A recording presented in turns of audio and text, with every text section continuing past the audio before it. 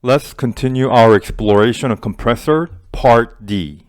Parts A and B provided an overview of the compressor layout and the shaft design, while Part C delved into the motor detail design. Part D will now focus on impellers, vanes, and seals. Let's revisit the compressor layout to set the context here. Here we have the first and second stage impellers. The red part represents the suction housing through which the inlet flow passes, and if you remove this housing, we can see the first stage impeller. As the impeller rotates at high speeds, it flings the air outwards due to the centrifugal force. This outward motion causes the air to move radially away from the center of the impeller. This action increases the air velocity and kinetic energy. The high-speed air then enters the diffuser section of the compressor, where it encounters the diffuser vanes. On the right, you could see an actual photo of the diffuser vanes. Again, high-speed air leaves the impeller and enters the diffuser section of the compressor. The diffuser is designed to convert some of the high-velocity kinetic energy into the pressure energy. It does this by gradually decelerating the air and converting its kinetic energy into static pressure. So the diffuser shape and geometry plays a crucial role in this process, as they help to slow down the airflow efficiently and increase its pressure. In this example, the vane diffuser design contributes to higher full load efficiency. By combining the effect of centrifugal force and dynamic compression, the impeller of a centrifugal compressor effectively converts the mechanical energy from the rotation of the impeller into the pressure energy, allowing the compressor to increase the pressure of the air or gas being compressed. During the compressor operation, labyrinth seals around the impeller surface prevents gas leakage and enhance compressor efficiency.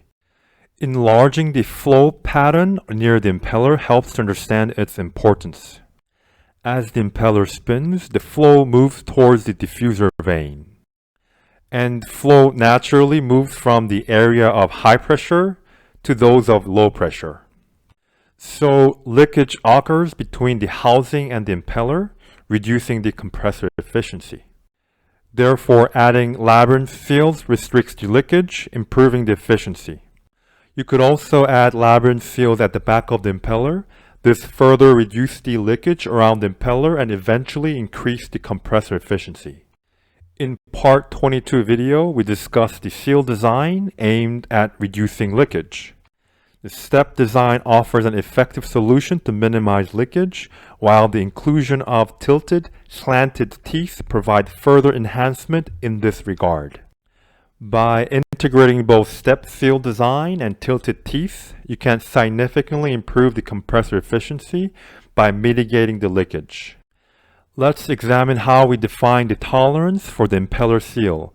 At the seal location, the impeller outer diameter maintains the tolerance range of plus minus 0.05 mm.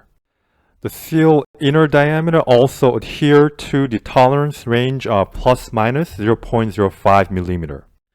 To determine the diametrical gap between the seal and the impeller, simply subtract the impeller's outer diameter from the seal's inner diameter. This results in a diametrical gap ranging from 0.7 to 0.8 mm with the tolerance range of 0.1 mm. While a tighter gap is preferable for optimal performance, it is important to avoid excessively tight tolerances. Because too tight tolerance can complicate assembly and increase the risk of impeller rubbing against the housing.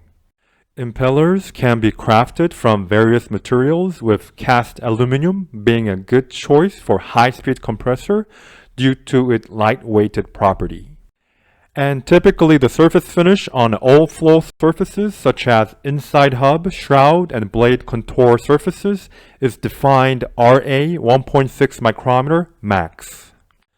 The flow surface finish can be obtained with secondary abrasive machining process. Also, you must balance the impeller to a spec. You could find more details in Part 24 video on balancing. Today we covered the impellers, the vanes, and seals in the compressor.